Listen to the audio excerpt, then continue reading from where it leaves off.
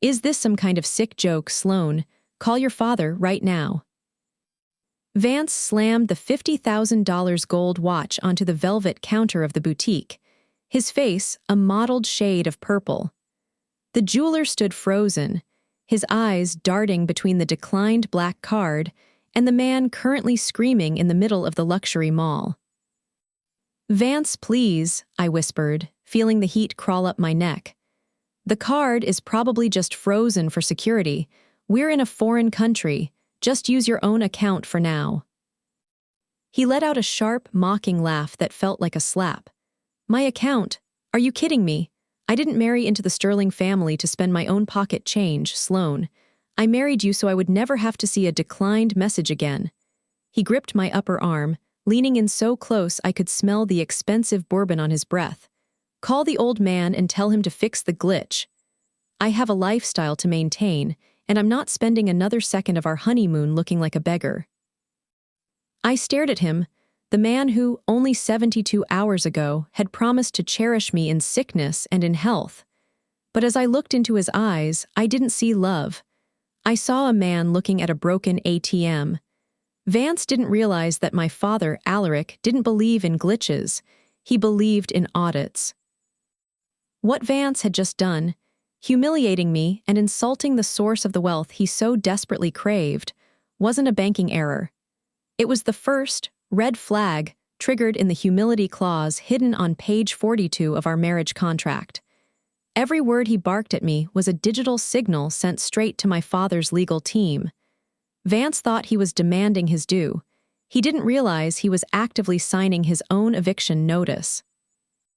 He didn't realize that my father's bank accounts weren't locked by a password, they were locked by a personality test. And Vance had just failed the first question.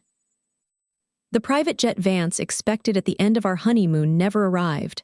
Instead, we flew coach, squeezed between a crying toddler and a man snoring on Vance's shoulder. By the time we landed, his jaw was set so tight I thought his teeth might crack. He expected the chauffeured Maybach to take us to the penthouse. Instead, a rusted 2012 SUV was waiting with a note from my father. "The penthouse is undergoing moral renovations. Try this for size." We pulled up to a sagging two-bedroom fixer-upper in a neighborhood where people actually mowed their own lawns. The porch light flickered like a dying star. Vance stood on the sidewalk, his $2,000 Italian leather loafers sinking into the mud of the unkempt yard. "You're joking," he whispered, his voice dangerously low. "Sloane, tell me this is a prank for a reality show. I am not stepping foot in that shack." "It's not a shack, Vance. It's a home," I said, dragging my own suitcase up the creaking steps. "My father says if you can't manage a small house, you have no business managing a billion-dollar firm. It's a test." He followed me inside, kicking a loose floorboard in the hallway. The kitchen smelled of old pine and lemon cleaner. He spent the night pacing the small living room, frantically calling his connections, trying to find a loophole. He didn't realize that in this house, the walls had ears. Every time he cursed my father's name or muttered about how pathetic I looked in a kitchen apron, the hidden sensors in the smart home security, installed by my father's tech team, logged his vitriol. He was playing the part of a captive, not a husband. He thought he was waiting out a storm. He didn't realize he was actually standing in the middle of a courtroom. 3 weeks into our peasant life, as Vance called it, he started getting sloppy. He thought I was at the grocery store, but I'd forgotten my wallet. I walked in through the back door and heard his voice coming from the kitchen, sharp, mocking, and filled with a venom that made my blood run cold. "I'm telling you, another month and the old man will break," Vance laughed into his phone. I stood frozen in the laundry room, heart hammering against my ribs. Sloane is so desperate for love she actually thinks I like eating this canned garbage. She's just a plain-looking ticket to a yacht, man. Once the trust fund unlocks, I'm moving you into the villa in Cabo and leaving her with the fixer-upper she loves so much. I leaned against the washing machine, my eyes burning. He wasn't just after the money, he was disgusted by me. He viewed our marriage as a prison sentence with a massive payout at the end. Yeah, she's pathetic, he continued, the sound of a beer tab popping echoing in the small room. She wears these Target sweaters and talks about building a life. I just nod and wait for the zeros to hit my account. The humility clause is just a fancy name for a waiting room. I've got her wrapped around my finger. I didn't confront him. I didn't scream. I quietly backed out the door, sat in my car, and pulled out my phone. I didn't call my father. I called the legal team.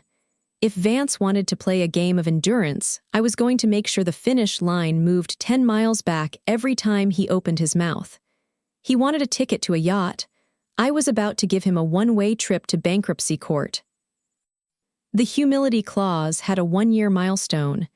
Vance had managed to play the doting husband in public for months, but the mask was rotting. On our first anniversary, he woke up with a predatory gleam in his eye.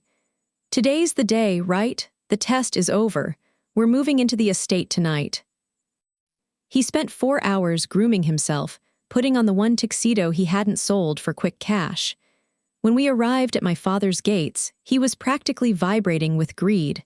But instead of a gala in the ballroom, we were led to the backyard. My father, Alaric, was standing over a smoky charcoal grill, wearing a stained, world's best dad apron and flip-flops. "Happy anniversary, kids," Alaric said, flipping a burger. "Grab a paper plate. We're keeping it simple." Vance's face went from pale to a terrifying shade of crimson. He looked at the paper plates, the plastic chairs, and the simple garden. The dam finally broke. He slapped the paper plate out of my hand, sending the potato salad flying across the grass. "Stop the games, Alaric," Vance screamed, his voice cracking. "I've spent a year in a dump. I've eaten your daughter's terrible cooking and lived like a peasant. I signed your stupid contract. I did the time.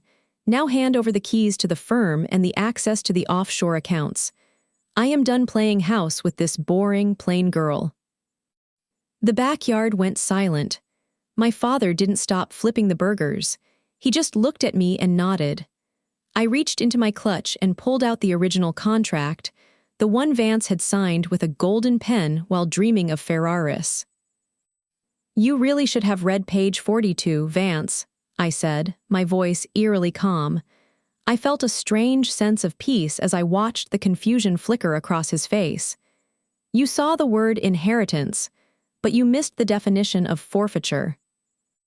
He stepped toward me, his fists clenched. "What are you talking about? I've been a perfect husband for 12 months. "Actually," my father spoke up, finally turning away from the grill. He pulled a small remote from his apron pocket and pressed a button. A hidden screen lowered from the porch, playing the crystal-clear audio from the kitchen 2 months ago. Vance's own voice filled the garden. "She's just a plain-looking ticket to a yacht. I'm leaving her with the fixer-upper." Vance turned gray. The bravado evaporated, replaced by a frantic, sweating panic. "The humility clause," I continued, "states that the marriage is only valid so long as the spouse demonstrates genuine respect for the family's values and the partner's personhood. Contempt, Vance, is a breach of contract. Paragraph 4. Any attempt to defraud the estate via emotional manipulation results in an immediate annulment with zero settlement." "You can't do this," Vance yelled, looking around for an escape. "I'm your husband, I have rights." "You had rights to $1 billion legacy," my father said, his voice dropping to a low, icy growl. "But you traded them for a yacht in Cabo that doesn't exist. You didn't marry a girl, Vance. You married a mirror. And today, you finally showed us exactly what you look like. You aren't leaving here with a check. You're leaving with exactly what you brought into this family, $200,000 in credit card debt and a cheap sense of entitlement." Security didn't give Vance time to argue. 2 men in dark suits appeared from the shadows of the garden, flanking him before he could take another step toward me. "Wait, Sloane, honey, I was just frustrated," he pleaded, his voice reaching a pathetic, high-pitched whine. "I love you, we can fix this." I didn't even look at him. I watched as they escorted him toward the gate.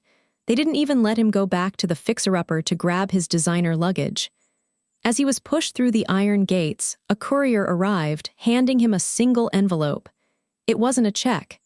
It was the bill for the year of rent, utilities, and the rusted SUV he'd been driving. My father had billed him for the test. I sat down in one of the plastic chairs, the weight of the last year finally lifting off my shoulders. My father sat next to me, handing me a cold soda. "You did good, Sloane," he said quietly. "You knew he was a fraud from the second week, didn't you?" "I wanted to be wrong, Dad," I admitted, watching the sunset over the estate he had protected so fiercely. "But the clause doesn't lie. People do." The next morning, the news hit the financial wires. I wasn't just the plain heiress anymore.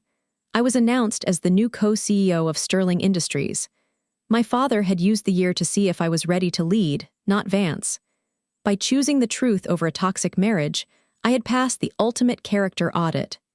Vance was out there somewhere, probably trying to charm his way into a free meal, while I was finally sitting in the office that was always meant to be mine. Justice didn't just feel good, it felt like a fresh start.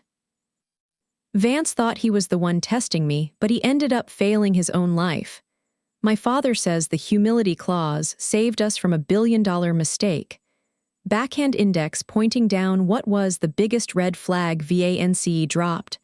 Was it the watch, the peasant comment, or the secret phone call? Let me know in the comments. I'm reading every single one.